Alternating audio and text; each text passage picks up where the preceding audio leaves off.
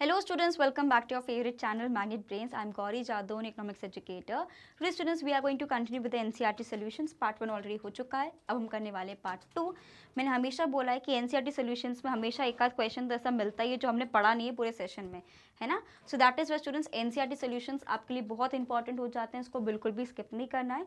तो आज बिल्कुल कंप्लीट हो जाएंगे, तो बिल्कुल घबराने वाली बात नहीं है. तो students, as you all know कि मैग्नेट ब्रेन्स एक ऐसा चैनल है जो आपको प्रोवाइड करता है high quality education that too free of cost. We talk about CBSE. We cover classes from kindergarten to class 12th and we also have a Hindi medium channel जहाँ पे हम कवर करते हैं आप सभी के लिए classes from class 6 to class 12th. वहाँ पे जो डिफरेंट स्टेट बोर्ड्स को हम लोग फॉलो करते हैं, that is your MP board, UP board, Delhi board, Bihar board and Rajasthan board. तो ये सारे बोर्ड्स की क्लासेस आपको वहाँ पे देखने को मिल जाएगी बिल्कुल फ्री ऑफ कॉस्ट में. तो आपको बिल्कुल भी घबराने की जरूरत नहीं है, बस जल्दी से आपको करना है like, share and subscribe to the channel.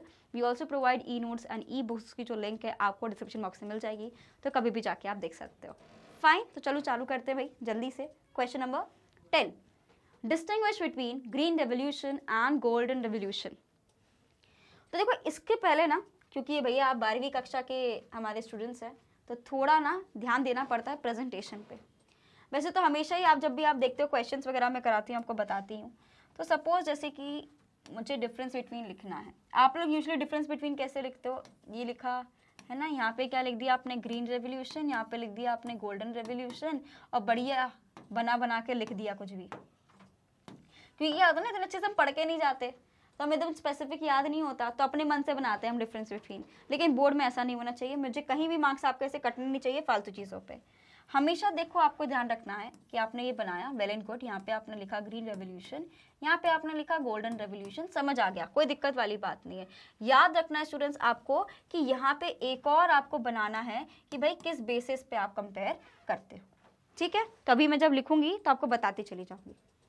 Clear. तो जैसे कि पहला कैसे बनेगा, आप यहाँ तो बना लो यहाँ पे, क्योंकि यहाँ पे स्पेस नहीं है तो मैं यहाँ पे आपको बना के दिखा रही हूँ, इसलिए मैंने इसमें इंक्लूड नहीं किया ताकि मैं आपको बता सकूँ कि किसके बेसिस पे हम कंपेयर कर रहे हैं. तो यहाँ पे मैंने लिख दिया बेसिस. याद रखना कि ये यहाँ पे आना चाहिए. जैसे कि पहला हमेशा ये रहता है on the basis of meaning, कि मीनिंग के बेसिस पे भाई मैं कंपेयर कर रही हूँ.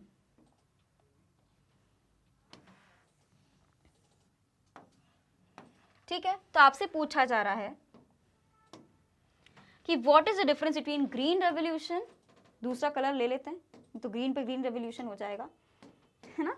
सो we have green revolution and golden revolution. इसके अलावा हमने एक वाइट रेवोल्यूशन के बारे में भी डिस्कस किया है, जिसको हम लोग ऑपरेशन फ्लड भी बोलते हैं. तो जब मैं बात कर रही हूँ ग्रीन रेवोल्यूशन की, इसके बारे में कहानी तो कितनी हमने पढ़ी है. ग्रीन रेवोल्यूशन क्या होता है, ग्रीन रेवोल्यूशन होता है हाई यील्डिंग वैरायटी सीड्स का यूज़ करके, बेटर फर्टिलाइजर्स, इरिगेशन का यूज़ करके आपने प्रोडक्शन लेवल को बढ़ाया है. ठीक है, अब जब ये बात करते हैं, ये पूरा जो हमारे पास सेक्शन है ग्रीन रेवोल्यूशन का, ये किससे रिलेटेड है, ये प्रॉपरली रिलेटेड है एग्रीकल्चर से. लेकिन जब मैं बात करती हूँ यहाँ पे गोल्डन रेवोल्यूशन का, ये किससे रिगार्डिंग है, ये रिलेटेड है हमारे पास नॉन फार्मिंग एक्टिविटी से.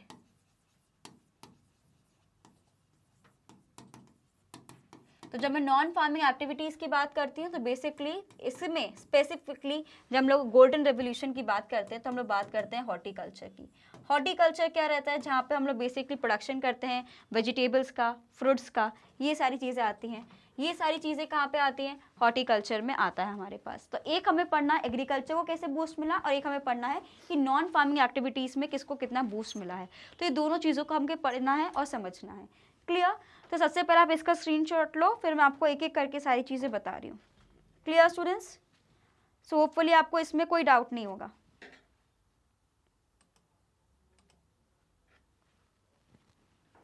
Got it. चलो बढ़े आगे.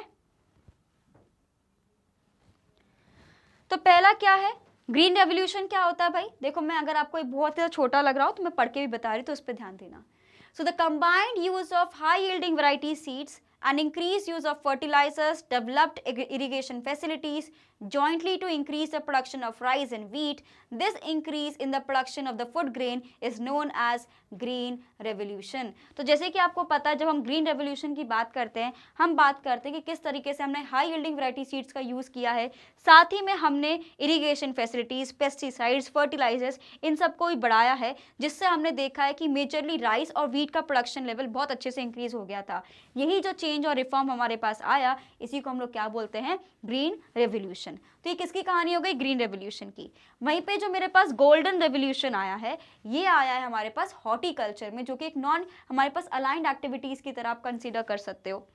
तो यहाँ पे क्या होता है, जब हम बात करते हैं द रैपिड ग्रोथ, वेट इसको हम रिमूव कर दें ताकि थोड़ा स्पेस रहे हमारे पास लिखने के लिए। Okay, the rapid growth in the production of the horticulture crops such as fruits, vegetables, tuber crops, flowers, etc. is known as golden revolution।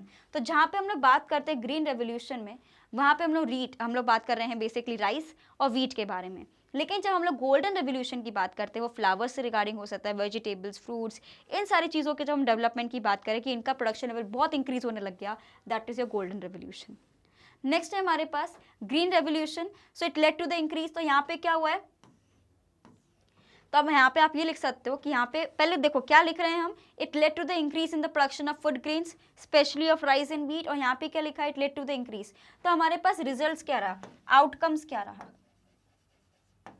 तो पहला हमने मीनिंग के बेसिस पे कंपेयर कर दिया, सेकंड हम कंपेयर कर रहे हैं आउटकम के बेसिस पे कि ठीक है गोल्डन रेवोल्यूशन आपने किया, ग्रीन रेवोल्यूशन किया, लेकिन उससे हुआ क्या, यहाँ पे हमें देखने को मिला कि जो फूड ग्रेन का प्रोडक्शन है स्पेशली राइस और व्हीट के, उसमें हम देख सकते हैं कि प्रोडक्शन लेवल बहुत अच्छे से हमारा इंक्रीज हो गया था। वहीं पर जब मैं गोल्डन रेवोल्यूशन की यहाँ पे बात करती हूँ, तो यहाँ पे फ्रूट्स, वेजिटेबल्स, स्पेसिफिक हमारे पास जो स्पीशीज़ होती है प्लांट्स में, इन सब में हमने बहुत देखा कि हमारा बहुत अच्छे से डेवलपमेंट हुआ। साथ में जो स्पाइसेस वगैरह भी हैं, जो बेसिकली एकदम प्रॉपर हमारा जो दाल रोटी वाली चीज़ें होती है ना, इसके अलावा की हम बात कर रहे हैं, ठीक है। तो इन सब में हमें बहुत डेवलपमेंट देखने को मिला। तो हमारा आउटकम क्या रहा कि दोनों में हमने इंक्रीज देखा, ठीक है। तो पहले मैंने मीनिंग के बेसिस पे कंपेयर कर दिया, सेकंड मैंने कंपेयर कर दिया आउटकम के बेसिस पे। नेक्स्ट क्या है, as a result of this revolution India became self sufficient in the production of the wheat rice, and इसमें भी ये भी आउटकम से रिलेटेड ही है। तो यहाँ पे लिख सकते हो कि what was the end result या impact on India's economic development.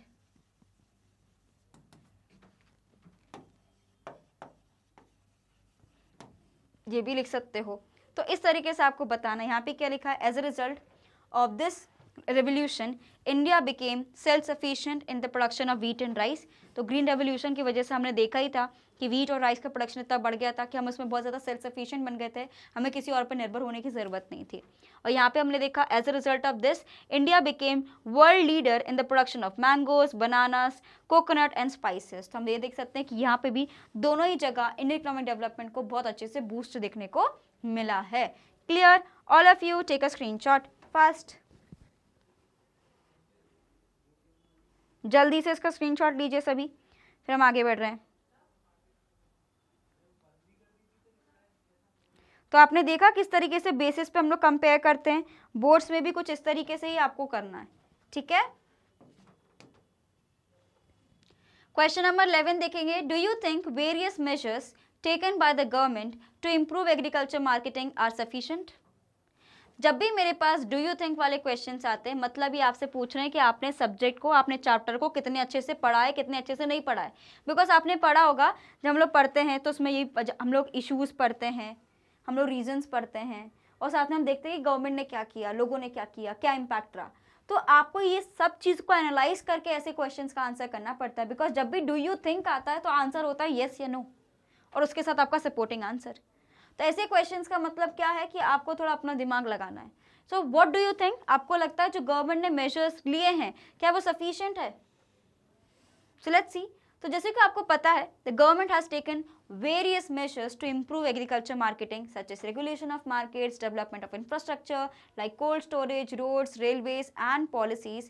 But despite various attempts of the government private trade, जब हम बात करते हैं predominates agriculture market, तो हम ये बोल सकते हैं जब हम बात करते हैं आर सफिशिएंट, तो हमेशा इसका आंसर आप समझना बहुत डाइसी रहता है, क्योंकि गवर्नमेंट काम तो करती है, ऐसा नहीं बोल सकते कि भाई गवर्नमेंट बिल्कुल काम ही नहीं कर रही है, लेकिन वो कहीं ना कहीं सफिशिएंट इनफ नहीं रहते, there is still lot of implementation which is lacking, है ना। तो गवर्नमेंट ने ऐसा नहीं कि बहुत सारी कोशिश नहीं करी, भाई इंफ्रास्ट्रक्चर को डेवलपमेंट करने के लिए, क्रेडिट फैसिलिटीज़ बढ़ाने के लिए हर तरीके से सपोर्ट करने की कोशिश करी है। जैसे कि आप यहाँ पे देख सकते हैं, हम जानते हैं कोल्ड स्टोरेज इंफ्रास्ट्रक्चर को बिल्ड करने की कोशिश करी है, लेकिन फिर भी कहीं ना कहीं मेजरली आप देखोगे कि प्राइवेट ओनरशिप यहाँ पे आपको देखने को मिलेगी, प्राइवेट ओनरशिप आपको देखने को मिलेगी, ठीक है। So money lenders, rural political elites, big merchants, rich farmers predominates the agriculture market. Also, there are many obstacles in the successful agriculture marketing system. तो definitely sufficient तो नहीं है, and it is found that farmers often fall prey to the defecting weighing techniques and misproportion of accounts. तो जैसे कि हमें पता है कि भाई एग्रीकल्चर सेक्टर में यूजली जो ज़्यादा इन्वॉल्व रहते हैं वो ज़्यादा एजुकेटेड भी नहीं रहते हैं। अब तो सिनेरियो चेंज हो रहा है, लेकिन पहले ऐसे बहुत होता था, तो उनके साथ बहुत ज़्यादा फ्रॉड्स वगैरह, है ना। वेइंग मशीन जिसमें हम लोग देखते से वेट करते हैं कि भाई कितना आपने राइस प्रोडक्शन किया, कितना वीट प्रोडक्शन किया है, उसमें थोड़ा घपला कर दिया, ज़्यादा पैसा कमा लिया या कम पैसा इनको दे दिया, तो ये सारी की मैल प्रैक्टिसेस बहुत ज़्यादा होती हैं। तो एग्रीकल्चर जो हमारा जो मार्केट है, रूरल मार्केट्स है, उसको ढंग से रेगुलेट करने की ज़रूरत है, जो ढंग से रेगुलेट इतने अच्छे से नहीं हो रहा। सो ऑफकोर्स गवर्नमेंट ने बहुत सारे स्टेप्स लिए हैं, ये चीज़ को डिनाई नहीं कर रहे, लेकिन still they are not sufficient enough, right. Take a screenshot fast, जल्दी से इसका स्क्रीनशॉट लीजिए, फिर हम आगे बढ़ते हैं।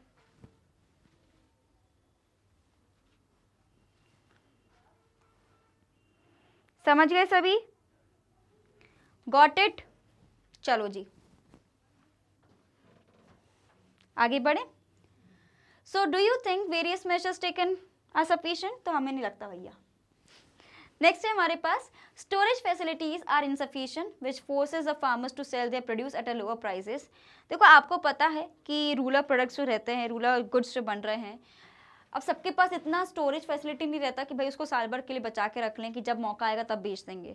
इसलिए हम लोग क्या बोलते हैं, गवर्नमेंट बोलते हैं कि वेयर हाउस वगैरह फैसिलिटीज़ वगैरह आपको ज़्यादा प्रोवाइड करेंगे, लेकिन दिक्कत है कि वेयर हाउस फैसिलिटीज़ वगैरह बहुत एक्सपेंसिव है और ज़्यादा अवेलेबिलिटी गवर्नमेंट सेक्टर के थ्रू हमें मिल नहीं पाती। तो प्राइवेट ओनरशिप है, और प्राइवेट ओनरशिप तो प्रॉफिट मेकिंग है, तो आपके भले के लिए तो वो काम कर नहीं रहा।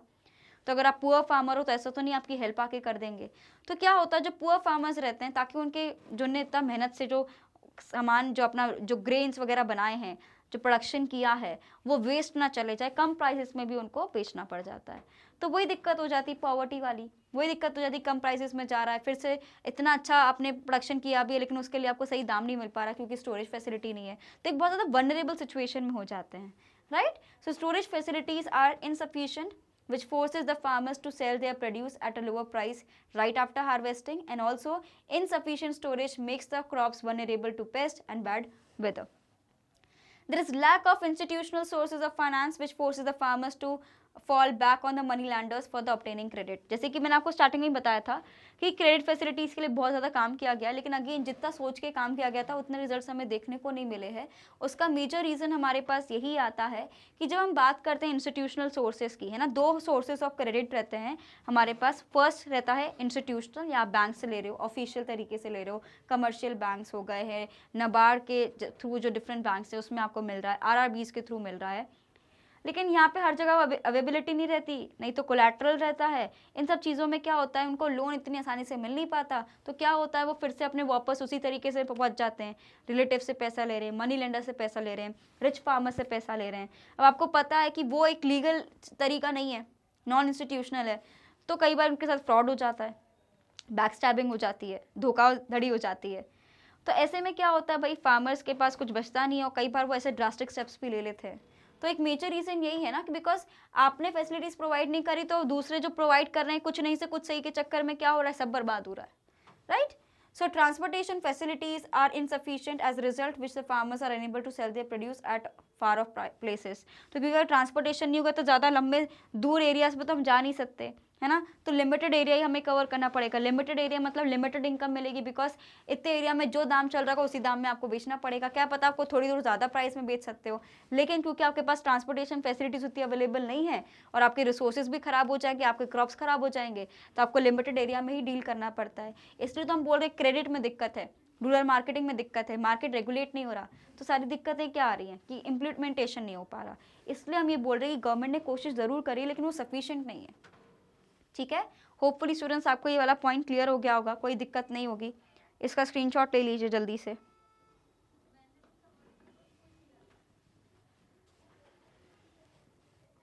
क्वेश्चन नंबर 12 देखते हैं। Explain the role of non farm employment in the promoting rural diversification. देखो, जब हम डाइवर्सिफिकेशन की बात करते हैं, डाइवर्ट होने का मतलब ही है कि कुछ अलग करना, वैरायटी लेके आना। तो जैसे कि आपको पता है कि रूरल एरियाज़ की जब भी बात करते हैं, मेजरली वो लोग फार्मिंग पे जाते हैं, या हम बात कर सकते हैं एग्रीकल्चर वाले पॉइंट ऑफ व्यू से ज़्यादा सोचते हैं। उनको लगता है कि जो है एग्रीकल्चर ही है, इसलिए मेजर पॉपुलेशन हमारी फार्मिंग में इन्वॉल्व है। लेकिन आपको ये समझने की ज़रूरत है कि मेजर पॉपुलेशन जब फार्मिंग में इन्वॉल्व है तो ये ओवर क्राउडेड बन गया है। ओवर क्राउडेड बनने की वजह से यहाँ पे बहुत ज़्यादा डिस्गाइज अनएम्प्लॉयमेंट होने लग गया है। डिस्गाइज अनएम्प्लॉयमेंट का मतलब क्या होता है स्टूडेंट्स, कि you just appear to be employed, सिर्फ नाम के लिए आप काम करो, लेकिन जो आपको काम के लिए पैसा मिलना चाहिए वो आपको नहीं मिल पा रहा है, बिकॉज इतने ज़्यादा लोग हैं काम करने के लिए। तो जो 10 लोग का काम है उसी को जब 50 लोग करेंगे तो वो 50 लोग में सैलरी बटेगी, तो 10 लोग को जो इतनी ज़्यादा सैलरी मिल सकती थी वो 50 लोग में बढ़ गई, और कंपनी का फ़ायदा हो गया, 10 लोग की सैलरी में 50 लोग काम कर रहे हैं। तो ये क्या होता है, डिस्गाइज एम्प्लॉयमेंट, कि बस लग रहा है कि आप एम्प्लॉयड हो लेकिन आप एम्प्लॉयड नहीं, आपके साथ धोखाधड़ी हो रही है। लेकिन उसमें भी दिक्कत आपकी भी नहीं है ना सामने वाले की है, जब है ही इतनी ज़्यादा पॉपुलेशन तो क्या करें, right. So that is why students, main चीज़ ये रहती है कि सब लोग यूजली फार्मिंग में जाना पसंद करते हैं, फार्मिंग चीज़ों को करते हैं। लेकिन अगर आपको ये समझना पड़ेगा कि इससे आपका काम नहीं चलने वाला, इससे आप डेट ट्रैप से बाहर नहीं निकलने वाले, पॉवर्टी से बाहर नहीं निकलने वाले, तो आपको खुद को डाइवर्सिफाई करना पड़ेगा ताकि आपका जो इनकम है वो भी बढ़े, और जब आपका इनकम बढ़ेगा तो आपका स्टैंडर्ड ऑफ लिविंग भी बढ़ेगा। सो अगर आपका इनकम बढ़ेगा स्टूडेंट्स तो आपका स्टैंडर्ड ऑफ लिविंग भी बढ़ेगा। So that is why both are needed. Clear. तो फार्मिंग भी बढ़ना चाहिए और साथ में हमारा स्टैंडर्ड ऑफ लिविंग भी बढ़ना चाहिए। तो ये कैसे पॉसिबल हो पाएगा कि सब लोग तो फार्मिंग में इंप्रूव नहीं हो पाएंगे, तो दैट इज़ वाई लिमिटेड लोगों का ही वहाँ पे आपका एक तरीके से बेटर हो सकता है स्टैंडर्ड ऑफ लिविंग। तो आप क्या कर सकते हो, स्विच करके दूसरे एरियाज़ में जाओ जो आपको अच्छी स्किल्स भी इंप्रूव करेंगे और साथ में आपका बेनिफिट भी प्रोवाइड करेंगे। So that is why you should also go to the non farming areas as well. Clear, got it students. तो ये हमारे पास फार्मिंग हो गया और ये हमारे पास क्या हो जाएंगे, नॉन फार्मिंग एरियाज हमारे पास आ जाएंगे। क्या इतनी बात मुझे क्लियर हो गई? सबसे पहले आप इसका स्क्रीनशॉट ले लीजिए। Okay students, so that is Y हमारे पास जब हम लोग डाइवर्सिफिकेशन की बात करते हैं हमारे पास फार्मिंग और नॉन फार्मिंग रहता है। तो यहाँ पे आपसे पूछ रहे हैं कि नॉन फार्मिंग का क्या रोल है। Clear, so let's C. So the agriculture sector in India is overcrowded. A major portion of labor force needs to find alternative employment opportunities in other non-farming sectors. And diversification towards non-farm sectors not only हमारा एक reduce करते हैं risk from agriculture sector but also provide productive sustainable livelihood options to rural people.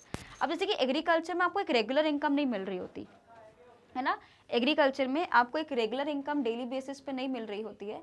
लेकिन जब हम बात करते हैं हम लोग किसी इंडस्ट्री में काम करें तो फिर भी थोड़ा बहुत रेगुलर इनकम हमारे पास आता है, तो एक स्टार्ट ऑफ लिविंग बना रहता है, रिस्क थोड़ा कम रहता है बिकॉज एग्रीकल्चर सेक्टर बहुत ही ज़्यादा रिस्की है, राइट। तो दैट इज़ वाई एक रिस्क हमारा रिड्यूस कर देता है जो एक एग्रीकल्चर सेक्टर में हमें मिलता है।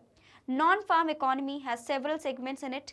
Some possesses dynamic linkage that permit healthy growth while others are in subsistence and low productive proportions. जब हम नॉन फार्मिंग की भी बात करते हैं, नॉन फार्मिंग एरियाज जो हमारे पास हैं, पोल्ट्री हो गया है ना, हॉर्टिकल्चर, लाइफ स्टॉक फार्मिंग हो गया, then we have animal husbandry वगैरह जो सी में आता है। तो ऐसे बहुत सारे ऑप्शंस हमारे पास हैं, फिशनरीज आते हैं। तो इसमें भी आपको देखना पड़ेगा कि किस में आपको ज़्यादा प्रॉफिट हो किस में नहीं। तो ये आपको थोड़ा दिमाग लगाना पड़ेगा। ऐसा नहीं कि नॉन फार्मिंग में जाओगे तो प्रॉफिट ही प्रॉफिट है, बढ़िया बिल्कुल ज़िंदगी मज़े में हो जाएगी, ऐसा नहीं है। उसमें भी बहुत सारे प्रोज एंड कॉन्स है जिसको आपको स्टडी करना पड़ता है, इवेल्युएट करना पड़ता है इन डिटेल, ठीक है। The dynamic subsectors include agro-processing industries, food processing industries, leather industries, tourism, etc. जब लोग बात करते हैं दो sectors which have the potential but seriously lack infrastructure and the support include traditional home based industries like pottery, crafts and handlooms, क्योंकि मैंने अभी आपको बताया जैसे कि पॉटरी हो गया, हैंडलूम्स वगैरह में इतना हमें नहीं मिलता, ठीक है। जैसे कि आपको पता है एग्रीकल्चर अलाइंड एक्टिविटीज़ कौन कौन सी होती है हमारे पास, लाइफ स्टॉक फार्मिंग वगैरह ये सब आ जाता है। नॉन फार्मिंग में भी हमारे पास अलग अलग चीज़ें जैसे फूड प्रोसेसिंग हो गया, टूरिज्म हो गया, तो ये सारी चीज़ें हमें देखनी है। जैसे कि अलाइंड इंडस्ट्री का मतलब एक तरीके से वो भी ऐसा रहता है कि डायरेक्टली एक फार्मिंग में नहीं रहती लेकिन उसी से जुड़ी रहती है ना।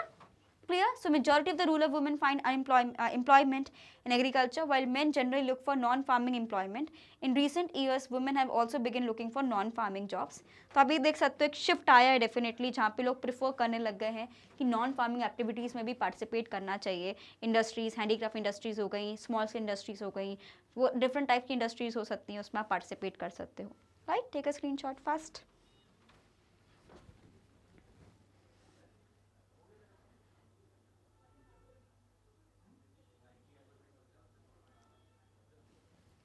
Done,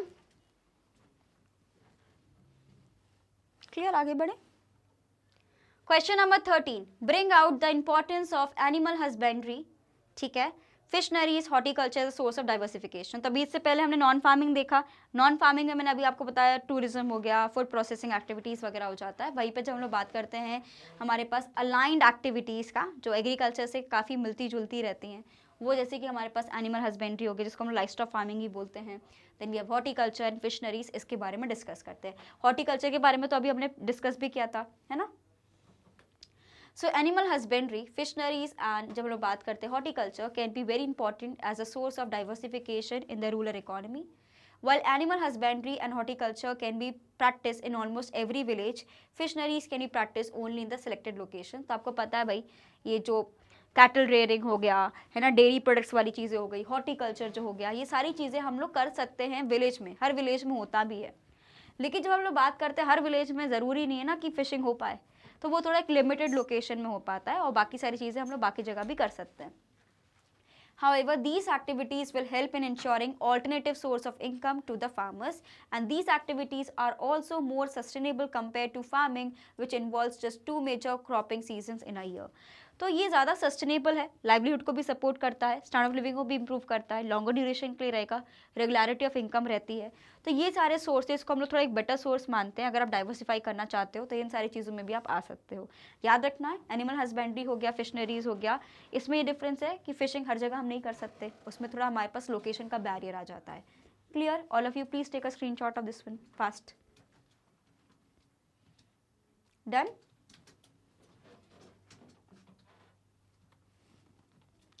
The success of Operation Flood has shown that dairy farming can help in making the farmers prosperous. तो Operation Flood को हम लोग white revolution ही बोलते हैं, which is related to the increase in the production of the milk. और यहाँ पे गुजरात वाले सेक्टर में हम देख सकते हैं बहुत अच्छे से देखा था, अमूल भी उसी का एक नतीजा ही आप मान सकते हो, है ना, जहाँ पे हमने देखा कि किस तरीके से मिल्क प्रोडक्शन बहुत ज़्यादा हमारा इंक्रीज हो गया था, है ना। तो हम ये बोल सकते हैं कि ज़रूरी नहीं कि सिर्फ एग्रीकल्चर में ही हम अमीर हो सकते हैं या एग्रीकल्चर में अमीर नहीं हो सकते, दोनों केसेस रहते हैं। सिमिलरली यहाँ पे भी आप देख सकते हो कि जिन्होंने डेयरी फार्मिंग को सपोर्ट किया वो भी बहुत ज़्यादा प्रॉस्परस बने। प्रॉस्परस का मतलब होता है वेल्दी, ठीक है। At present, about 70 million small farmers earn their livelihood from animal husbandry. Animal husbandry can be especially helpful in ensuring livelihood for the landless laborers, जिनके पास खुद का भाई ऐसा कोई ज़मीन नहीं जिस पे वो खेती बाड़ी कर सकते हैं, तो आपको पता है कि वो इस केस में animal husbandry, livestock farming में पार्टिसिपेट कर सकते हैं। नेक्स्ट है हमारे पास similarly the success of blue revolution has help improving the condition of the fishing community. देखो ये जो कलर्स है याद रखना, हमने गोल्डन पढ़ा है, ठीक है, हमने वाइट पढ़ा है, हमने ग्रीन पढ़ा है और अब हम पढ़ रहे हैं अभी ब्लू। ब्लू रेवोल्यूशन याद रखना it is related to fishing, ठीक है, has help in improving the conditions of the fishing community. Today the total fish production accounts for 0.7 of the GDP. 0.7 या 0.8 तक ये आ जाता है, ठीक है, इतना इसका मार्जिन रहता है। इसका स्क्रीनशॉट ले लीजिए जल्दी से।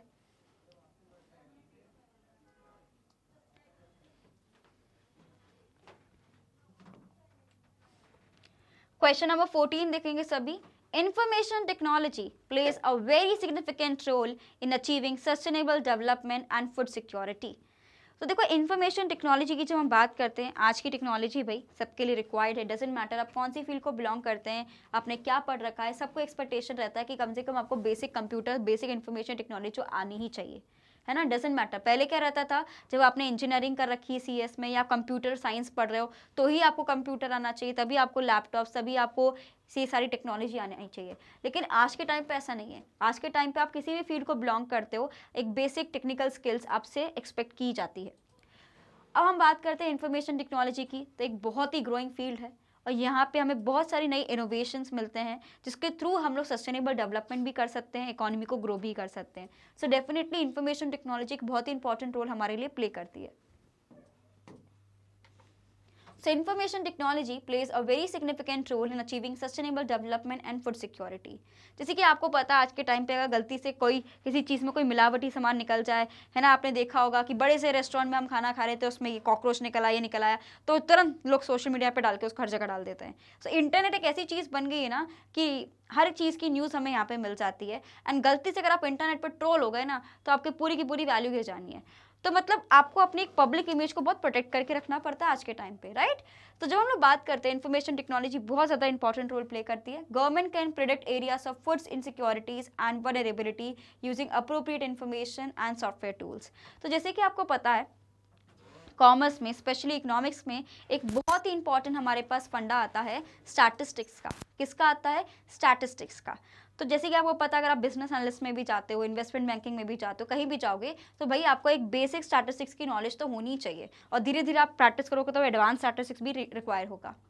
तो सेम स्टैटिस्टिक्स इंफॉर्मेशन टेक्नोलॉजी के साथ मिलकर लगाया जाता है टू एनालाइज कि भाई मार्केट की कंडीशंस क्या हैं, क्या कितना हमें फूड रिक्वायरमेंट्स है, कैसे मेंटेन करना है, कौन सी सिनेरियो उस हिसाब से, जैसे कि मुझे अगर फॉरकास्टिंग, मैंने वेदर फॉरकास्टिंग में देखा कि ऐसी सिचुएशन आ सकती है तो इस हिसाब से अपना बफर स्टॉक रेडी करोगे। तो हर एक चीज़ बहुत ज़्यादा इंटर रिलेटेड है आज के टाइम पे। So government can predict areas of food insecurity and vulnerability using appropriate information and software tools so that action can be taken to prevent or reduce the livelihood of an emergency। तो जब भी हमारे पास emergency आती है, through information technology एक helpful add हो जाता है हमारे लिए टू एक्सेस द इंफॉर्मेशन। ठीक है, नेक्स्ट है हमारे पास it also has a positive impact on the agriculture sector as it can, हम ये बोल सकते हैं डिसिमेट का मतलब क्या होता है, इन्फॉर्मेशन रिगार्डिंग इमरजेंसी टेक्नोलॉजीज, मतलब तुरंत हमें किसी चीज़ के बारे में पता चल सकता है, and it application prices weather and soil conditions for growing different crops. Agriculture के पॉइंट ऑफ व्यू से भी हम बात करते हैं भाई आज के टाइम पे इन्फॉर्मेशन टेक्नोलॉजी को हम यूज़ कर सकते हैं प्रिडिक्ट करने के लिए कि कैसा हमारा सॉइल है, किस तरह का हमें सीड्स की ज़रूरत है, कैसा इसमें हम लोग कंपोस्ट डालें, क्या ऐसा करें कि हमारे बेटर कंडीशंस हो। तो ये सारी चीज़ें भी हमें मिल सकती हैं अगर हम रिसर्च करें तो ये पॉसिबल क्यों से उपाय? Because of information technology, right. All of you please take a screenshot of this one. Done. Though IT is by itself no catalyst of change, but it can act as a tool for realizing the creative potential and knowledge embedded in the society. It also has potential of employment generation in rural areas. Thus, this can be said that IT plays a vital role in ensuring food security and sustainable development in India. तो जब हम बात करते हैं catalyst का मतलब होता है किसी चीज़ का एकदम perfect example. So catalyst means the main player, है ना। तो जब हम बात करते हैं आईटी की, तो आईटी ने कहीं ना कहीं एम्प्लॉयमेंट जनरेशन में भी बहुत काम किया है। तो हर तरीके से आईटी को अगर हम सही तरीके से यूटिलाइज करते हैं तो हमारे बेटरमेंट के लिए है वो चीज़, लेकिन आप गलत तरीके से यूज़ करो तो डेफिनेटली हार्मफुल है, right. All of you please take a screenshot fast, जल्दी से इसका स्क्रीनशॉट लेंगे फिर हम आगे बढ़ते हैं। ये सारी चीज़ों को आपको समझ के चलना है, नोट डाउन करना है की पॉइंट्स को, उसको एक्सप्लेन करना पड़ेगा। देखो थोड़ा डिटेल में तो लिखना पड़ता है, बोर्ड एग्जामिनेशन है, जैसे आप नोट्स बनाते हो एक एक दो दो लाइन के, वैसे काम नहीं चलेगा। अकॉर्डिंग टू द मार्क्स आपको लिखना पड़ेगा। शॉर्ट आंसर टाइप क्वेश्चन है मत लिखो ज़्यादा, लॉन्ग आंसर टाइप क्वेश्चन है तो ज़्यादा लिखना ही पड़ेगा। समझ रहे हैं इस बात को सभी? पक्का? ओके, क्लियर स्टूडेंट्स, आगे बढ़े। क्वेश्चन नंबर 15 है हमारे पास, what is organic farming and how does it promote sustainable development. देखो सस्टेनेबल डेवलपमेंट का मतलब पहले भी मैं आपको बता चुकी हूँ, सस्टेन करना मतलब लॉन्गर ड्यूरेशन का डेवलपमेंट, ऐसा development which is not at the cost of future generation, not at the cost of the environment. हम चाहते हैं कि इको फ्रेंडली तरीके से हम अपना डेवलपमेंट करें। अब उसी की डिफरेंट टेक्निक्स होती हैं कि किस तरीके से हमारा जो एनवायरनमेंट है उसको हार्म भी ना हो और हमें प्रॉफिट भी हो। तो उसकी एक टेक्निक है हमारे पास ऑर्गेनिक फार्मिंग। ऑर्गेनिक फार्मिंग ये कहता है कि आप फार्मिंग ऐसे करो जहाँ पे आप ऑर्गेनिक तरीके से फार्मिंग करो, इको फ्रेंडली तरीके से आप फार्मिंग करो। आप पेस्टिसाइड्स, फर्टिलाइजर्स, जो केमिकल्स, जो हार्मफुल चीज़ें हैं उसका यूटिलाइज ना करो, बल्कि उसके सब्सिट्यूट में आप कुछ हेल्दी चीज़ों का यूज़ करो जिससे आपका हेल्दी प्रोडक्शन हो और साथ ही में जो भी आप गुड सर्विसेज प्रोवाइड करो लोगों को वो भी हेल्दी हो, उसमें कुछ भी अडल्ट्रेटेड नहीं होना चाहिए। वो क्या होता है मेरे पास, ऑर्गेनिक फार्मिंग कहलाता है।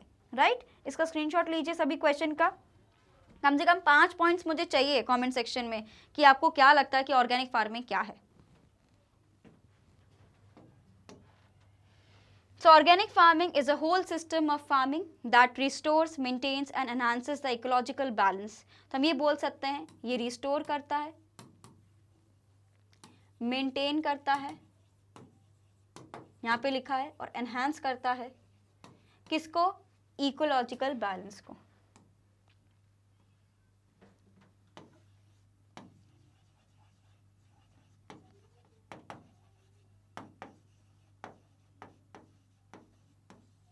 ठीक है, तो रिस्टोर करता है, मेंटेन करता है, एनहांस करता है इकोलॉजिकल बैलेंस को।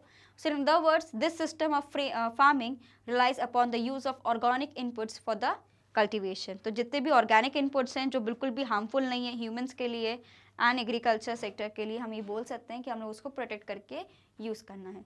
सो the traditional farming involves the use of chemical fertilizers, toxic pesticides etcetera that harms the ecosystem drastically. So this type of farming is practiced to produce toxic free food for the consumers while simultaneously maintaining the fertility of the soil and contributing to the ecological balance। तो जब हम organic farming की बात करते हैं हम चाहते हैं जो केमिकल फर्टिलाइजर्स, जो टॉक्सिक पेस्टिसाइड्स होते हैं उसका यूटिलाइजेशन ना करते हुए आप ऐसी टेक्नोलॉजी का यूज़ करो जिससे लोगों का नुकसान भी ना हो, आपका प्रोडक्शन भी बना रहे। So this type of farming is practiced to produce toxic free food। Toxicity तो लाइफ में होनी नहीं चाहिए किसी भी तरीके से। सो दैट इज यहाँ पे भी बोल रहे हैं कि ऑर्गेनिक फार्मिंग में भी टॉक्सिसिटी नहीं होनी चाहिए। ठीक है, ताकि कंज्यूमर्स को एक तरीके से हम बोल सकते हैं कि अच्छा रहे और साथ में सॉइल की भी फर्टिलिटी बने रहे। देखो जब हम लोग पेस्टिसाइड्स, केमिकल्स वगैरह यूज़ करते हैं तो बहुत सारी चीज़ें होती हैं। प्लांट्स वगैरह तो ठीक है, प्रोडक्शन तो मिल जाता है, लेकिन प्लांट्स में तो पेस्टिसाइड्स वगैरह जा रहा है, तो कहीं ना कहीं केमिकल तो हम कंज्यूम कर रहे हैं।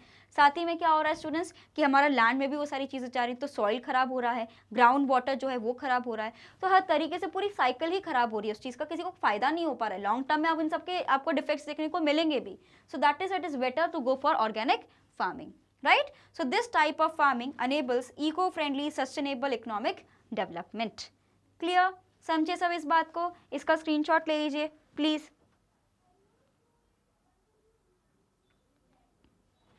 जल्दी से इसका स्क्रीनशॉट लो फटाक से, फिर हम आगे बढ़ते हैं। समझे इस बात को। देखो मैंने क्या लिखा है, रिस्टोर करता है, मेंटेन करता है, एनहांस करता है किसको, इकोलॉजिकल बैलेंस को। What is the meaning of ecological balance, कि आप किसी चीज को हार्म भी नहीं कर रहे और डेवलपमेंट भी कर रहे हो। Clear, so that is why students हम तीनों को मेंटेन करके यहाँ पे चलेंगे। Got it. तो ये याद रखना है कि हम लोग ऐसा डेवलपमेंट चाहते हैं जो सस्टेनेबल डेवलपमेंट को सपोर्ट करता है। सस्टेनेबल डेवलपमेंट ये कहता है कि डेवलपमेंट करना है लेकिन किसी को हार्म भी नहीं करना है। तो उसी की एक टेक्निक होती है हमारे पास organic farming. Clear, okay students. Next question है हमारे पास, identify the benefits and the limitations of organic farming. तो अभी हमने ऑर्गेनिक फार्मिंग के बारे में बहुत सारी चीज़ें पढ़ी। तो इसके बेनिफिट्स क्या है कि हमारे पास टॉक्सिक फ्री फूड आता है, हेल्दी फूड आता है ना, केमिकल फर्टिलाइजर्स वगैरह का यूज़ नहीं हो रहा, तो सॉइल की फर्टिलिटी भी बनी रहती है, वाटर बॉडीज़ को भी नुकसान नहीं होता है, पोल्यूशन फ्री रहता है। तो ये सारे मेरे पास बेनिफिट्स है।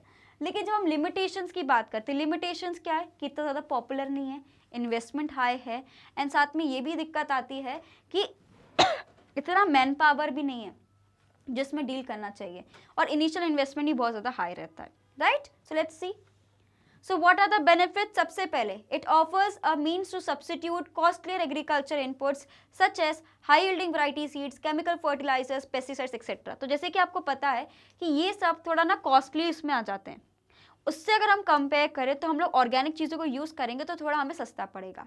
लेकिन हाँ, ये चीज़ है, इसका लिमिटेशन ये हो जाएगा कि हमारी प्रोडक्टिविटी थोड़ी कम हो जाएगी, right? So it offers a means to substitute costlier agriculture input such as high yielding variety seeds, chemical fertilizers, pesticides etcetera with locally produced organic inputs that are cheaper and thereby generate good returns और investment. So that is Y benefit ये है आपका कि जो बहुत ज़्यादा cost fertilisers pesticides में पैसा मत खर्च करो ना, उसके भी सब्स्टिट्यूट्स अवेलेबल हैं इको फ्रेंडली। हाँ, प्रोडक्शन इतना नहीं बढ़ता है, प्रोडक्शन लेवल उतना नहीं हो पाता, ये ड्रॉबैक है, लेकिन कम से कम हेल्दी तो मिल रहा है, ये हमारा पॉजिटिव पॉइंट है। नेक्स्ट है हमारे पास the use of chemical fertilisers leads to erosion of soil fertility.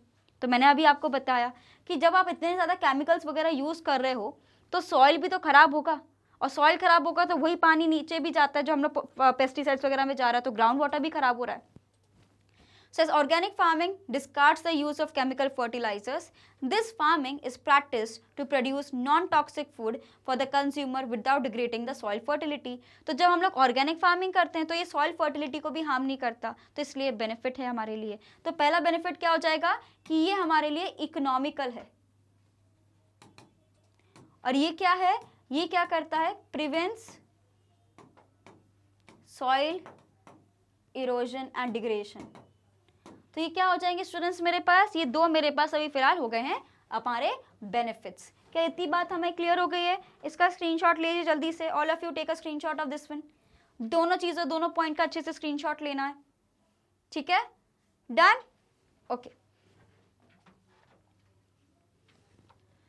Next है हमारे पास organically grown food has more nutrition value. बिल्कुल सही बात है, हम न्यूट्रिशियस फूड खा रहे हैं, हेल्दी फूड खा रहे हैं। अगर केमिकल से भरा हुआ फूड खाएंगे तो कोई मतलब है ही नहीं, भले तुम कितने भी फ्रूट्स खा लो।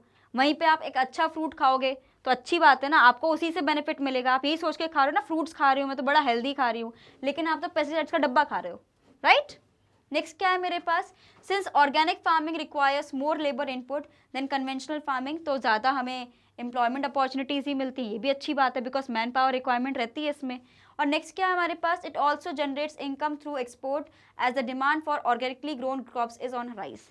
तो क्योंकि आजकल पूरा ज़माना ही चल रहा है ऑर्गेनिक फार्मिंग थोड़ा कॉस्टली पड़ता है बिकॉज इतने ह्यूज स्केल पे प्रोडक्शन नहीं हो रहा ना। अगर मास स्केल पर ऑर्गेनिक फार्मिंग होने लगी तो ऑर्गेनिक फार्मिंग के भी प्रोडक्ट्स का दाम गिर जाएगा, लेकिन क्योंकि भी मास स्केल पे नहीं हो पा रहा है तो थोड़ा कॉस्टली रेंज पे आ जाता है हमारे लिए, राइट? तो जैसे कि आप देख सकते हो इम्पोर्ट, हमारे इंडिया आपको पता है भाई हब है एग्रीकल्चर का, बहुत सारी चीज़ें हम बनाते हैं, तो भैया बहुत ज़्यादा एक्सपोर्ट भी होता है, right? So that is Y बहुत ज़्यादा एक्सपोर्ट होता है क्रॉप्स का, जो स्पेशली ऑर्गेनिकली हमारे लिए ग्रो होते हैं। क्लियर, समझा इस चीज़ को? इसका स्क्रीनशॉट लेंगे जल्दी से सभी, all of you take a screenshot fast. तो ये सारे पॉइंट्स क्या हैं, पॉजिटिव हैं, ठीक है? जिसमें कि इसमें क्या लिखा है कि ये हमारे लिए न्यूट्रिशियस है, ठीक है? यहां पे लिखा है एम्प्लॉयमेंट की बात, और यहां पे लिखा है कि हमारे एक्सपोर्ट्स को बढ़ाता है, तो यहाँ पे सारी चीजें इंक्रीज ही हो रही हैं। तो ये क्या हो गए मेरे लिए, पॉजिटिव पॉइंट्स हो गए। ये सारे पॉइंट्स क्या हो गए स्टूडेंट्स मेरे लिए, पॉजिटिव पॉइंट्स हो गए हैं।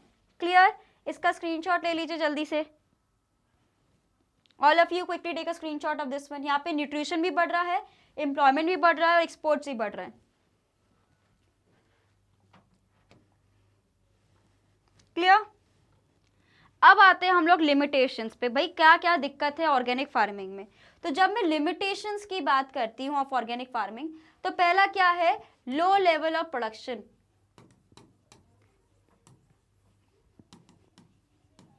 इसलिए लोग ऑर्गेनिक फार्मिंग कई बार नहीं करना चाहते, बिकॉज जितना हमारा production high yielding variety seeds और फर्टिलाइजर्स वगैरह का होता है, उतना level of production organic farming में पॉसिबल नहीं है, थोड़ा टाइम कंज्यूमिंग भी है। So offers less yield than the conventional farming, and therefore the productivity of organic farming is lower than that of the conventional farming. वहीं पे the popularity of the organic farming depends on the awareness and the willingness. तो यहाँ पे हम बोल सकते हैं less popular. अब धीरे धीरे हो रहा है इसलिए डिमांड बढ़ रही है, लेकिन जब तक मास स्केल में प्रोडक्शन नहीं होगा इसके प्राइसेस नहीं गिरेंगे। So the popularity of organic farming depends on the awareness and the willingness of the farmers to adopt this technology.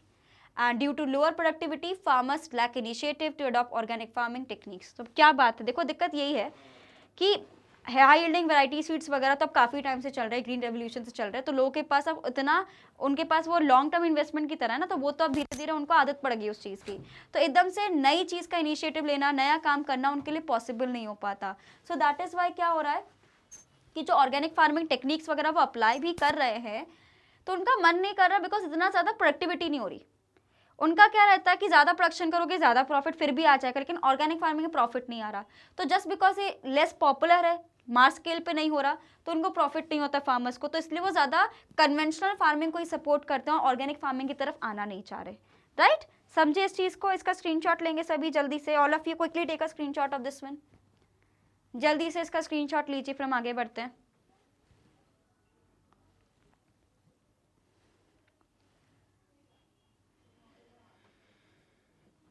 Done. The inadequate infrastructure, lack of infrastructure लिख दो.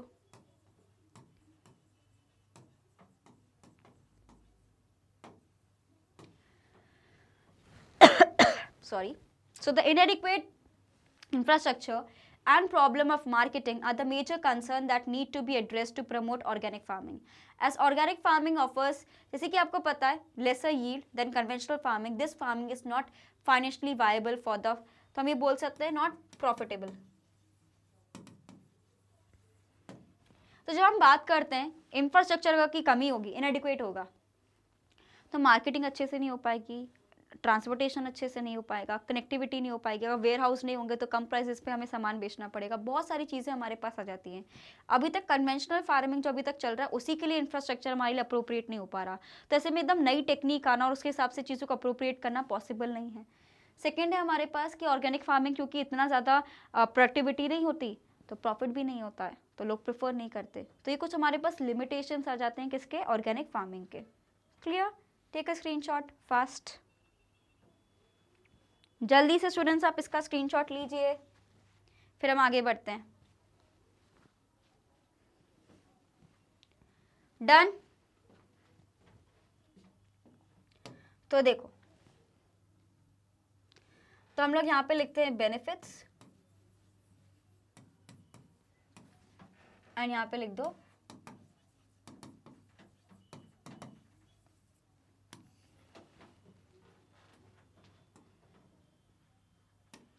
पहला कि अगर हम बात करें, बेनिफिट ये रहता है कि ये है इकोनॉमिकल, बट यहाँ पे लिखोगे लेस प्रोडक्टिव. सेकंड, आप ये बोल सकते हो लेस प्रोडक्टिव या लो प्रोडक्शन, ठीक है. Less popular. थर्ड, आप ये लिखोगे लेस प्रॉफिट, तो पॉपुलर भी कम है, लेस प्रॉफिट है. Lack infrastructure.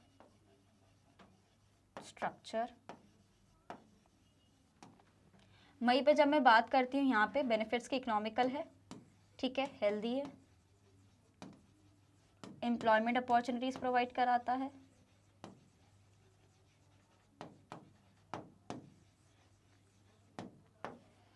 और एक्सपोर्ट्स को बढ़ाता है. तो इसका स्क्रीनशॉट ले लेंगे क्या सभी?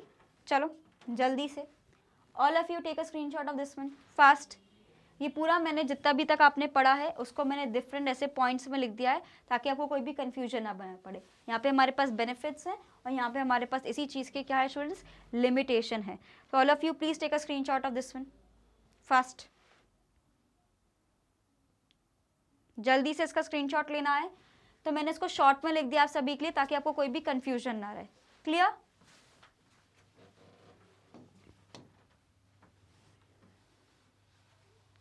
क्वेश्चन नंबर 17 देखेंगे. Again it is related to organic farming only. So enlist some problems faced by farmers during the initial years of organic farming. तो अभी हम बात कर रहे थे कि क्या क्या लिमिटेशंस है. तो उसी के बेसिस पे आप मुझे डिफाइन कर सकते हो कि इनिशियल ईयर्स में फार्मर्स को क्या क्या ऑर्गेनिक फार्मिंग में डील करना पड़ेगा। देखो जैसे कि हमने लिमिटेशंस में क्या पढ़ा था कि लो लेवल ऑफ प्रोडक्टिविटी है,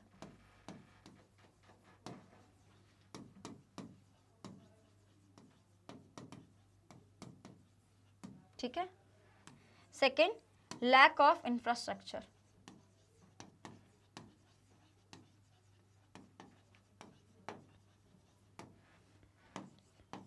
less popular.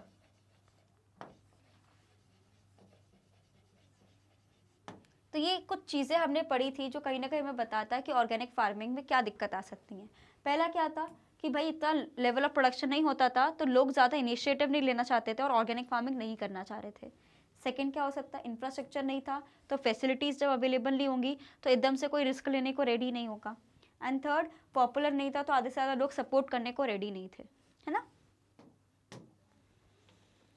So the initial years, it has been observed that the yields from the organic farming are lesser than the modern agriculture farming. हम सभी को पता है कि जब हम लोग बात करते हैं ऑर्गेनिक फार्मिंग की, तो as compare to the conventional farming जो हम लोग पहले से कर रहे थे, जहाँ पे हम लोग high yielding variety seeds, pesticides, irrigation facilities को इम्प्रूव करना और पेस्टिसाइड्स वगैरह का यूज़ कर रहे थे, जो हमने ग्रीन रेवोल्यूशन में चीज़ें पढ़ी हैं, उससे क्या हो रहा था, कन्वेंशनल फार्मिंग से बहुत ज़्यादा लार्ज स्केल प्रोडक्शन हमारा हो रहा था, जो कि अच्छी बात है। लेकिन जब ऑर्गेनिक फार्मिंग में हम क्या बात कर रहे हैं, हम लोग बात करते हैं टॉक्सिक फ्री फूड की, कि यहाँ पे न्यूट्रिशन हमें मिले और यहाँ पे कुछ भी ऐसे गड़बड़ नहीं होनी चाहिए, है ना, मैल प्रैक्टिसेस वगैरह नहीं होनी चाहिए।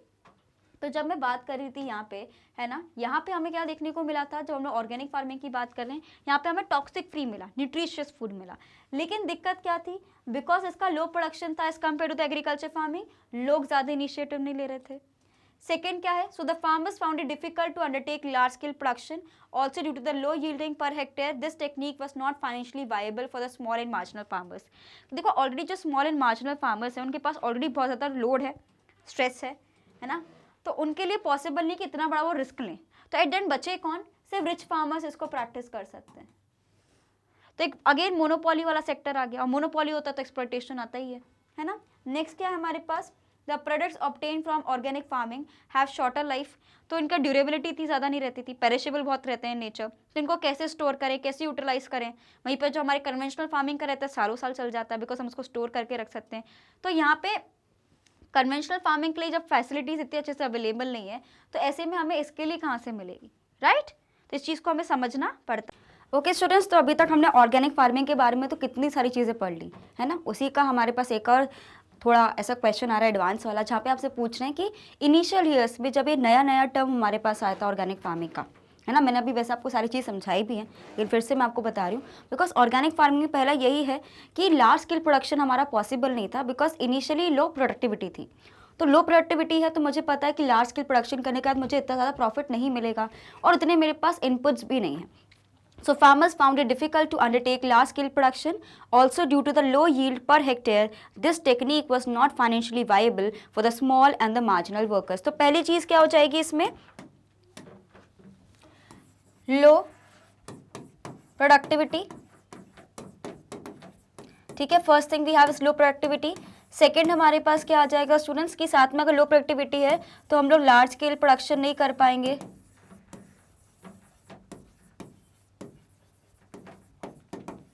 और अगर लार्ज स्केल प्रोडक्शन नहीं हो पाएगा तो मुझे प्रॉफिट नहीं मिलेगा। तो आपने सिर्फ एक ही पर्टिकुलर हेड पॉइंट से, अभी आप देखो मैंने सिर्फ आपको 4 लाइनें पढ़ाई, उसी से मैं आपके 3 मैंने ऐसे करके स्टेटमेंट्स निकाल दिए, ठीक है। कौन कौन से, लो productivity, large scale production, profit हमारा नहीं हो पाएगा। तो ये 3 चीज़ें मैंने कहाँ से निकाली आप सभी के लिए, from this particular point. Similarly second point हमारा ये कहता है the products obtain from organic farming have shorter life and are quickly perishable. जो भी ऑर्गेनिक प्रोडक्ट्स हम बनाते हैं ना, उसको हम लोग लॉन्गर ड्यूरेशन के लिए रख नहीं सकते, क्योंकि ऑर्गेनिक इन नेचर है, कोई केमिकल फर्टिलाइजर्स वगैरह नहीं करें। आपको पता है ना केमिकल फर्टिलाइजर्स क्यों डालते, ताकि उसकी शेल्फ लाइफ बढ़ सके। आपने कोई क्रीम वगैरह देखा होगा, कुछ भी देखा होगा, या अगर हम कुछ होममेड बनाते हैं चीज़ और कुछ बाजार से चीज़ लेके आते हैं, तो हम देखते हैं ना दोनों में डिफरेंस क्या है, कि वो लंबे समय तक चलता है और हमारा जो घर का बना है वो ज़्यादा समय तक नहीं चल पाता, बिकॉज हम बोलते हैं अरे भाई प्योर है, जल्दी ख़राब हो जाता है। तो मतलब जो चीज़ आप बाहर से यूज़ कर रहे हो जिसमें केमिकल से प्योर नहीं है, टॉक्सिक है, राइट, तो उसको हम लोग लंबे समय तक रख सकते हैं बिकॉज उसमें से प्रिजर्वेटिव्स डाले जाते हैं जो लंबे समय तक वो पर्टिकुलर प्रोडक्ट को सस्टेन कर सकते हैं। लेकिन जब मैं बात करती हूँ स्टूडेंट्स हमारे पास ऑर्गेनिक प्रोडक्ट्स की, तो उसमें क्या होता है, शेल्फ लाइफ कम रहती है, शॉर्टर लाइफ रहती है, इसलिए क्या रहता है, क्विकली पेरिशेबल हो जाते हैं। तो सबसे बड़ा दिक्कत क्या आता है आपका, सरदर्द क्या रहता है कि हम इसको स्टोर कैसे करें।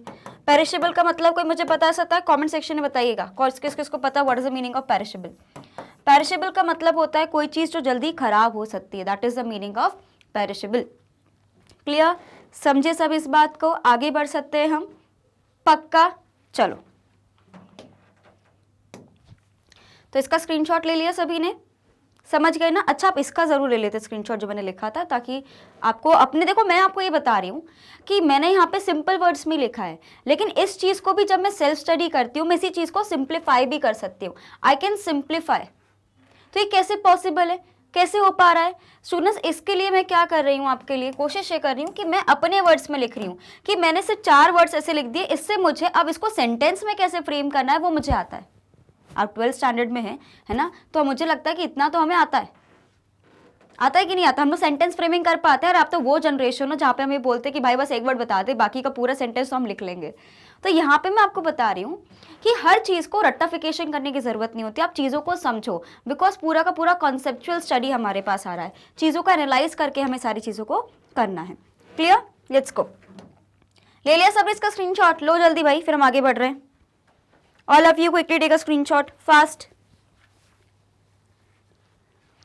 Done. आगे बढ़े, चलो। Despite these shortcomings in the initial years, India has attained comparative advantage in organic. अब जब हम लोग बात करते हैं farming, due to the labour intensive techniques, hence the availability of labour in abundance of population, जब हम लोग बात करते हैं कहीं ना कहीं हमारे ऑर्गेनिक फार्मिंग को पॉपुलराइज कर रहा है। तो हमारे लिए जो सबसे बड़ी दिक्कत है ना कि हम लोग हर चीज़ में बहुत ज़्यादा ओवर क्राउडेड हैं, तो ये ओवर पॉपुलेशन है, तो कहीं ना कहीं जो लेबर इंटेंसिव टेक्निक्स होती हैं उसको अप्लाई करके हमने ऑर्गेनिक फार्मिंग को एक तरीके से पॉपुलर कर दिया। ठीक है, तो ये अगेन 4 लाइन्स को मैंने इस तरीके से ड्रॉ कर दिया। दिस इज एल, हाँ, जो को मैं ऐसे लिख ही देती हूँ वरना आप लोग कंफ्यूज ना हो जाओ। L, that is labour intensive techniques, यहाँ पे लिखा है आपका, राइट? याद है आप लोग पढ़ते थे what to produce, how to produce और हुम टू प्रोड्यूस। तो जो हाउ टू प्रोड्यूस होता था हमारा, उसमें 2 टेक्निक्स आती है हमारे पास, एक आता है लेबर इंटेंसिव टेक्निक, एक आता है हमारे पास capital intensive techniques. Labour intensive मतलब यहाँ पे आप लेबर का ज़्यादा यूज़ कर रहे हो, एंड कैपिटल इंटेंसिव टेक्निक में क्या होता था कि आप लोग ज़्यादा मशीन्स का यूज़ कर रहे हो। क्लियर? तो ये समझना है आपको।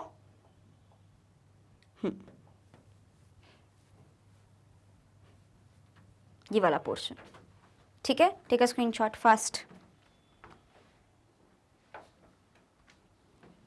डन।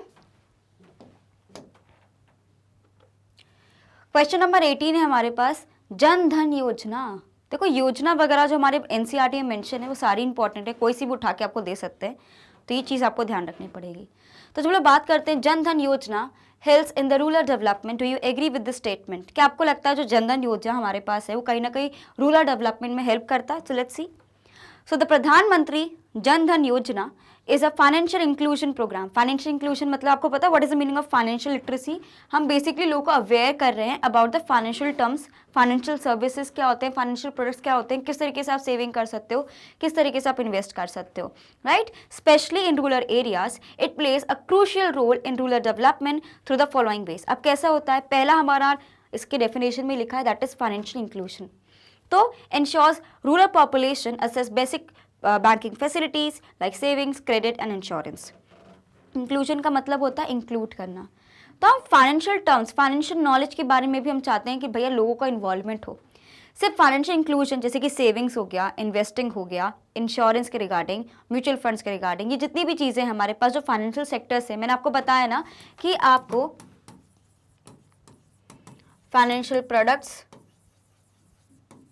सर्विसेज के बारे में इंफॉर्मेशन प्रोवाइड करना है किसको? रूरल एरियाज में, जहाँ पे लोग विलेज एरिया में रहते हैं, बैकवर्ड एरिया में रहते हैं, जहाँ पे इतना ज़्यादा बैंकिंग फैसिलिटीज़ वगैरह के बारे में नहीं पता, तो एटलीस्ट उनको ये financial institutions, products and services के बारे में पता होना चाहिए। तो कब की बात कर रही हूँ? जब मैं फाइनेंशियल इंक्लूजन की बात कर रही हूँ। Then we have direct benefit transfer, DBT. So facilities direct transfer of government subsidies reducing leakages. तो जैसे कि आपको पता है कि कई बार ना रूरल एरियाज़ में लोगों को स्कीम्स वगैरह के बारे में नहीं पता रहता, ये नहीं पता रहता कि हम लोग डायरेक्टली हमारे अकाउंट में हमारी सब्सिडीज आ सकती है, पेंशन आ सकती है, नई स्कीम्स का कोई अपने पास फाइनेंशियल एड आ सकता है, लोगों को इतनी इन्फॉर्मेशन नहीं होती।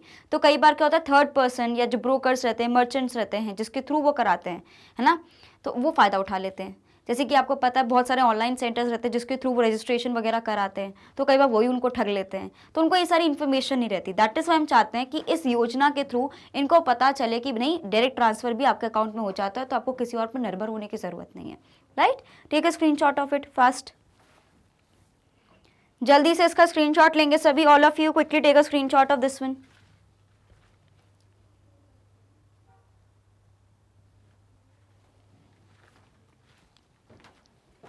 Done. Then we have savings promotion. तो मैंने आपको पहले ही बताया था, जो रूरल इकोनॉमी रहती है ना, वहाँ पे सेविंग्स का इतना क्राइटेरिया नहीं रहता, लोग इतना सेविंग्स नहीं कर पाते क्योंकि ऑलरेडी वो इतने ज़्यादा कर्जे में डूबे रहते हैं, डिप ट्रैप सिचुएशन में फंसे रहते हैं, है ना। इसमें क्या होता है कि हम सोचते हैं कि निकलने का पॉवर्टी से, लेकिन निकल नहीं पाते, बिकॉज आपको पता है एक तो एक्सप्लॉयटेशन बहुत ज़्यादा हो जाता है। हमने कितने सारे सिनेरियोज पढ़े हैं, क्योंकि वो लोग नॉन फाइनेंशियल इंस्टीट्यूशन से ले लेते हैं या नॉन फाइनेंशियल वे से ले लेते हैं हमारे इंस्टीट्यूशन के थ्रू क्रेडिट, फिर उनको पे करना रहता है, कई बार उनके साथ फ्रॉड वगैरह हो जाता है। तो ऐसी कंडीशन में रहते हैं कि वो लोग ना ज़्यादा सेविंग्स वगैरह कर नहीं पाते, लेकिन गवर्नमेंट चाहता है कि वो सेविंग्स करे, बिकॉज आप सेव करोगे तभी तो इन्वेस्ट कर पाओगे अपनी बेटर लाइफ के लिए। So encourages savings habits among rural individuals for better financial security. Then we have credit facilities, provides overdraft options to support rural entrepreneurship and emergencies. कोई मुझे बता सकता है ओवरड्राफ्ट का मतलब क्या रहता है? ओवरड्राफ्ट का मतलब होता है बेसिकली, इसको हम लोग ओडी लिखते हैं कॉमर्स की भाषा में, है ना। सो ओवरड्राफ्ट मतलब कि आपके बैंक में पैसे नहीं, लेकिन फिर भी आप कुछ विड्रॉ कर सकते हो। यूजली क्या होता है, आपके जो खाते में पैसे जितने रहते हैं उतने ही आप विड्रॉ कर सकते हो, लेकिन कई बार स्पेशल केसेस में आपको ये ओवरड्राफ्ट की फैसिलिटी भी मिलती है। राइट, सो क्रेडिट फैसिलिटी भी हमें मिलेगी। Then we have social security. What is the meaning of security and social security का मतलब क्या होता है? मतलब सोशली आप डेवलप कर रहे हो, आप सिक्योर कर रहे हो। Right, so offers insurance and pension schemes enhancing economical stability. Insurance और ये सब आएगा तो हमें एक तरीके से हमारा फ्यूचर, हमारे खुद को सिक्योर करना हुआ। Next we have is very important, that is women empowerment. So promotes financial independence and participation of women in rural areas. So somewhere we want women to be empowered, we want women to work hard, we want women also to be uplifted, and we are talking about this term from so many years now. Now we have come with a new term जहाँ पे हम बोलते हैं कि everyone should be treated equally and everyone should work hard, and फिर equity के basis पे उनको मिलना चाहिए justice, है ना। So women empowerment, I believe कि it's not just about being women empowerment, it's all about empowerment of all the people in the society, है ना। doesn't matter कि आपका क्या जेंडर है, आप कौन से रीजन को बिलोंग करते हो, कौन से रिलीजन को बिलोंग करते हो, कास्ट वगैरह ये सब चीज़ें कुछ मैटर नहीं करनी चाहिए। It is basically the empowerment of all. Right, तो all of you please take a screenshot of this one, फिर हम आगे बढ़ते हैं। जल्दी से आप इसका स्क्रीनशॉट ले लीजिए students. Clear? So that is why students, मैं ये बोल सकती हूँ जो हमारा ये प्रधानमंत्री जनधन योजना है, कहीं ना कहीं इसने बहुत कंट्रीब्यूट किया है, ताकि उन्हें लोगों को बेसिकली इन्फॉर्मेशन दी है कि आपको फाइनेंशियल अगर आप स्टेबिलिटी चाहते हो लाइफ में, तो एकदम से चमत्कार नहीं होगा कि आपके घर में 1 करोड़ रुपए आपको मिल जाएंगे, आप सोचो कि अब तो मेरे घर में सब ठीक हो जाएगा। आपको अपनी डेली लाइफ में चेंजेस करने पड़ेंगे, डेली लाइफ के कुछ रूटीन को चेंज करना पड़ेगा, एंड उसी से अपनी लाइफ को डेवलप कर सकते हो, है ना। अगर आपको याद है आप कुछ गलत आदतों में, उसको छोड़ के उसके पैसे को सेव करके इन्वेस्ट करना सीखो। जो गवर्नमेंट स्कीम्स वगैरह दे रही हैं उसका फ़ायदा उठाइए, रजिस्टर कराइए टाइम पे, उनको इन्फॉर्मेशन ही नहीं रहती। तो अगर आप चाहते हो अपना सिचुएशन बदलना, आपको एक पॉवर्टी के सर्कल से बाहर निकलना है, तो आपको मेहनत भी खुद ही करनी पड़ेगी, आपको इन्फॉर्मेशन भी खुद ही सीख करनी पड़ेगी। राइट, तो दैट इज़ वाई गवर्नमेंट भी बहुत सारी इनिशिएटिव लेती है। तो इसमें हम लोग जब फाइनेंशियल इंक्लूजन की बात करते हैं, वी आर टॉकिंग अबाउट कि आपके पास करेक्ट इन्फॉर्मेशन पहुँचे, राइट इन्फॉर्मेशन पहुँचेगी एट द राइट टाइम, तो बेटर तरीके से आप चीज़ों को हैंडल कर पाओगे। राइट और इससे आप क्या होगा, पॉवर्टी से बाहर निकल पाओगे। तो फाइनेंशियल इंक्लूजन में सबसे पहला यही है स्टूडेंट्स, हम आपको बताना चाहते हैं कि फाइनेंशियल सर्विसेज कौन कौन सी है, फाइनेंशियल प्रोडक्ट्स कौन से हैं, बैंकिंग फैसिलिटीज़ कौन कौन सी आपको मिल सकती है, अपने फ्यूचर को सेफगार्ड करने के लिए इंश्योरेंस क्यों ज़रूरी है। एग्रीकल्चर में भी तो इंश्योरेंस होती है, सिर्फ ऐसा नहीं कि लाइफ इंश्योरेंस है, उसके अलावा भी बहुत सारे इंश्योरेंसेज आजकल मार्केट में है। तो कौन सी है, गवर्नमेंट आपके लिए क्या करने को रेडी है, डायरेक्टली आपके खाते में ही पेंशन आ जाती है, स्कीम्स का जो फाइनेंशियल एड है वो आपके पास आ जाता है। तो आपको बहुत सारे फ़ायदा मिल रहा है, जहाँ पे हम चाहते हैं कि आपको करेक्ट गाइडेंस मिले कि कैसे सेविंग्स करना है, कहाँ इन्वेस्ट करना है। तो ये स्कीम क्यों आई है, गवर्नमेंट ऑफ इंडिया क्यों लेके आई है, ताकि जो रूरल डेवलपमेंट है आपको समझना है, डेवलपमेंट के लिए आपको भी कंट्रीब्यूशन करना पड़ेगा। कोई दूसरा आके डेवलपमेंट नहीं कर सकता, दूसरा आपको रिसोर्सेज प्रोवाइड कर सकता है, आपकी हेल्प कर सकता है, लेकिन एट द एंड अगर आपको सिचुएशन चेंज करनी है तो आपको ही करनी पड़ेगी, कोई दूसरा आके नहीं कर सकता। तो जब हम लोग बात कर रहे हैं आरडी की, that is your rural development, तो of course rural people will also have to come together and work together, है ना, उनको भी चेंज करने की जरूरत है। हम सिर्फ गवर्नमेंट को ब्लेम नहीं कर सकते, अरे गवर्नमेंट ये काम नहीं कर रही, अरे गवर्नमेंट वो नहीं कर रही। गवर्नमेंट तो सिर्फ रिसोर्सेज करेगी, सब चीजें करेंगी, लेकिन आपको भी ग्राउंड लेवल पे बहुत सारी चीजें करनी पड़ेंगी। एंड अपने लाइफ में चेंजेस लाने के लिए आपको अपने डेली रूटीन में चेंजेस करने पड़ेंगे, सेविंग्स को बढ़ाना पड़ेगा, इन्वेस्टमेंट बढ़ाना पड़ेगा, चीजों को समझना पड़ेगा। राइट, क्लियर स्टूडेंट्स, समझ गए सभी इस बात को? होपफुली वाला क्वेश्चन आपको समझ आ गया हो। राइट, सो स्टूडेंट्स यही था हमारा आज का सेशन, जहाँ पे हमने बहुत अच्छे से कवर कर लिया हमारे NCERT solutions. And with this we have finished our NCERT solution part. अब हमारे पास आएंगे हमारे MCQs, most important questions, assertion and reason based questions हमारे पास आएंगे, उसको भी जल्दी से सॉल्व करके फिर हमारा ये वाला चैप्टर भी खत्म हो जाएगा, फिर हम बढ़ेंगे नेक्स्ट चैप्टर की तरफ। राइट स्टूडेंट्स, होपफुली आपको, क्योंकि मैंने आपको बताया था इंडियन इकोनॉमिक डेवलपमेंट में चैप्टर्स बहुत सारे हैं, लेकिन बहुत छोटे छोटे चैप्टर है, विद इन अ वीक खत्म होने वाले चैप्टर है। तो आपको बिल्कुल भी घबराने की जरूरत नहीं है, टाइम पे आपका सिलेबस कंप्लीट होगा, बस आपको रेगुलर रहना है, कंसिस्टेंट रहना है। राइट स्टूडेंट्स, तो एज यू ऑल नो कि मैग्नेट ब्रेन्स एक ऐसा चैनल है जो आपको प्रोवाइड करता है high quality education, that too free of cost. We talk about CBSE, we cover classes from kindergarten to class 12th, and we also have a Hindi medium channel for all of you, जहाँ पे हम cover करते हैं class 6 से लेकर class 12 तक। CBSE के अलावा जो डिफरेंट स्टेट बोर्ड्स को हम लोग फॉलो करते हैं, that is Delhi board, Bihar board, UP board, MP board and Rajasthan board. And apart from these board classes, we also provide you 3 special courses like Vedic Maths crash course and spoken English courses also available for all of you. तो आपको ये सारी चीज़ें बहुत अच्छे से यहाँ पे मिलने वाली हैं। तो जल्दी से आपको क्या करना है, like, share and subscribe to the channel. हमें सिर्फ यूट्यूब पे नहीं students, different social media sites पे आप फॉलो कर सकते हो, ताकि कोई भी अपडेट आपसे मिस ना हो, चाहे वो हमारा फेसबुक हो, इंस्टाग्राम हो, ट्विटर हो या व्हाट्सएप हो। We also provide e notes and e books, उसकी जो लिंक है आपको डिस्क्रिप्शन बॉक्स से मिल जाएगी, तो कभी भी जाके आप देख सकते हैं। This is going to be really helpful for all of you. Right, so be consistent, regular, give up नहीं करना है, अभी भी बहुत कुछ हो सकता है, लेकिन consistency is the key, regular work करना है आपको। कोई भी डाउट हो बिल्कुल आप मुझे कमेंट सेक्शन में बता सकते हैं, और मैं मिलती हूँ स्टूडेंट्स आपसे नेक्स्ट वीडियो में। Till then bye bye and thank you for watching this video.